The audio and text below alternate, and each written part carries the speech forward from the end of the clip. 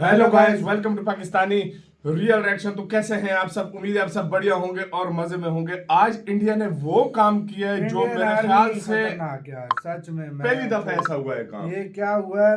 मतलब पहली दफा नहीं, बहुत बार इंडियन आर्मी नहीं वो तो कर चुकी है, लेकिन इतनी ज्यादा संख्या में पहली दफा हुआ है। इतनी ज्यादा संख्या में क्या हुआ है? भारत ने चीन के 79 आतंकियों को ठोक कर दिया चीन को तगड़ा जवाब। तो भाई साहब चाइना के आतंकी भी अलग है, समझो उस साइड है। तो भाई चाइना काफी इंडिया में कर रहा है, वैसे जगह है जो मतलब जहाँ पर ये फंडिंग करता है और उनको मतलब देता है सारी चीजें भारत के खिलाफ। तो पहले देखते हैं यार, Indian army is not coming slow. Pakistan का सुना था चाइना के भी आतंकी भाई इंडियन महासागर में पहले ठोक रही है। हाँ भाई, हर जगह पे मतलब जो आतंकी जिधर आता है चाइनीज ठोक, मतलब चीनी हो जो भी हो यार, किसी को नहीं छोड़ रही यार। और इधर ये हो गया। तो पहले देखते हैं, सारा सीन जानेंगे, बाकी बातें करेंगे बाद में। डिफेंस शो का गाइस वीडियो का लिंक मिल जाएगा डिस्क्रिप्शन में। काउंट करते हैं 3 2 1 एंड स्टार्ट। नमस्कार दोस्तों, डिफेंस शो में आपका बहुत बहुत स्वागत है। तो बहुत ही ताबड़तोड़ खबरें निकल कर आ रही हैं। भारत की फोर्सेस ने 79 मिलिटेंट्स को ढेर कर दिया है और एक सिंगल डे में कम से कम 29 मिलिटेंट्स मार गिराए हैं। तो ये सब क्या हुआ है, कहां हुआ है, ये सारी फिगर्स का मतलब आपको समझा रहा हूं। बहुत बड़ी खबर है, पूरी समझाता हूं, वीडियो में बने रहो। चैनल को सब्सक्राइब जरूर से कर लो ऐसी खबरों के लिए। तो देखो दोस्तों, भारत की सीमाओं पर हमारी भारतीय सेना हमारी रक्षा करती ही है। हमारे विभिन्न सशस्त्र बल जो हैं, कुछ ऐसी फोर्सेस हैं जो कि होम मिनिस्ट्री के अंदर आती हैं, सीआरपीएफ है, बीएसएफ है, और भी बहुत सारी फोर्सेस हैं जो कि देश भर में भी डिप्लॉयड रहती हैं। और ये जो हमारी फोर्सेस हैं, ये स्पेशली इंटरनल सिक्योरिटी को बहुत ही अच्छे से हैंडल करती हैं। सीमा को तो सेना संभाल ही लेती है, लेकिन जो हमारे सशस्त्र सेना बल हैं, वो देश के अंदर की सिचुएशन को भी संभाल लेते हैं।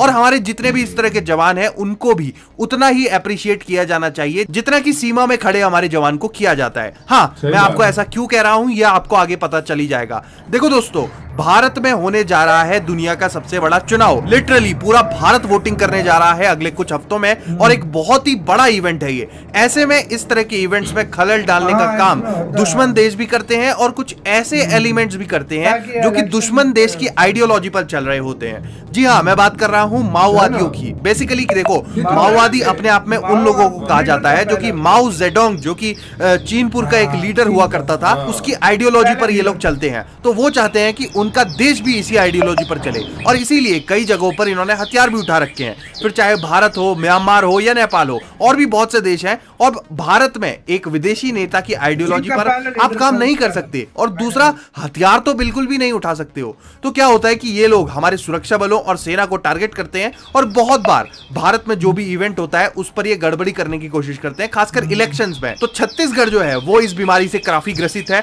बस्तर का जो एरिया है, अपने आप में बहुत नाम सुना होगा आपने। तो बस्तर के एरिया में 19 अप्रैल को वोटिंग होनी है, यानी कि परसों, और इसकी पूरी तैयारियां चल रही हैं। और इसी बीच ये जो माओवादी हैं, ये बहुत ही तेजी से एक्टिव हो रहे हैं और खलल डालने की कोशिश कर रहे थे। लेकिन हमारे सुरक्षा बलों का जो ऑपरेशन है वो इनके खिलाफ लगातार चल रहा है। और ऐसा ही एक और ऑपरेशन हमें देखने को मिला बस्तर में, जिसमें सिंगल डे में 29 माओवादियों को ढेर कर दिया गया है। जी हां, हमारी सुरक्षा बलों ने इसमें करीब 3 हमारे जवान घायल हो गए हैं, लेकिन हालांकि इतनी कोई गंभीर चोटें नहीं आई हैं हमारे जवानों को।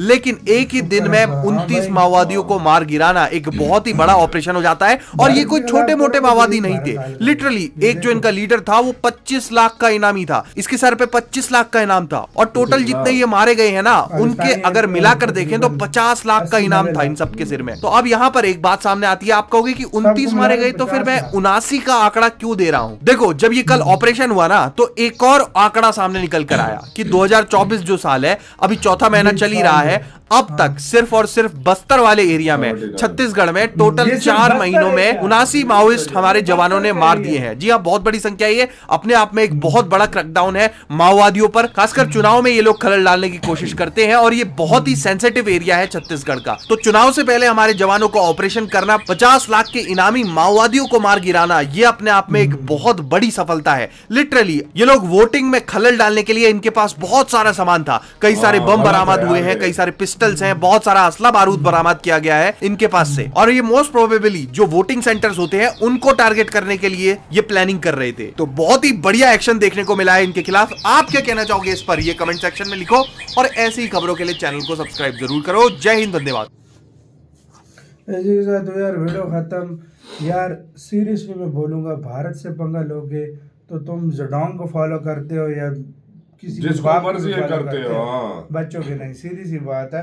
जडोंग वो है ना, माओ जडोंग भाई, आपको अच्छे तरीके से पता है, पहला लीडर था, और हाँ। बहुत ही खतरनाक गंदा लीडर था और भाई। उसी की वजह से मतलब वो कहते हैं कि ये उसकी तरफ चाइना वो क्या कहते हैं, तानाशाही की तरफ तानाशाही, एकदम कर वही दिया था। मैं तानाशाही शुरू तानाशाही की थी। उसी ने स्टार्ट की और थी, उसने मतलब, बहुत हाँ। बंदे मरवाए थे, बहुत कुछ किया था, और सही भाई बात है। ये उसकी आइडियोलॉजी फॉलो भारत में करने की कोशिश कर रहे हैं, लेकिन इनको नहीं पता भारत एक डेमोक्रेसी है, और उससे वो तुम चीज और जितना उसकी वजह से चाइना में आज तक डेमोक्रेसी नहीं आई। इसकी जाहिर बात है भाई, डेमोक्रेसी चाइना में कोई नाम की चीज वही नहीं। चल रहा है, रूल अब ये भी वही चाहते चल हैं कि भाई हमें छत्तीसगढ़ मिल जाए, भाई तुम लोग गंदी नाली के कीड़े हो, तुम भारत के लिए कुछ नहीं हो, तुम्हें भारत यूं, ये 2024 का ये आंकड़ा है कि ये 4 महीनों में और एक दिन में 29 पड़का है।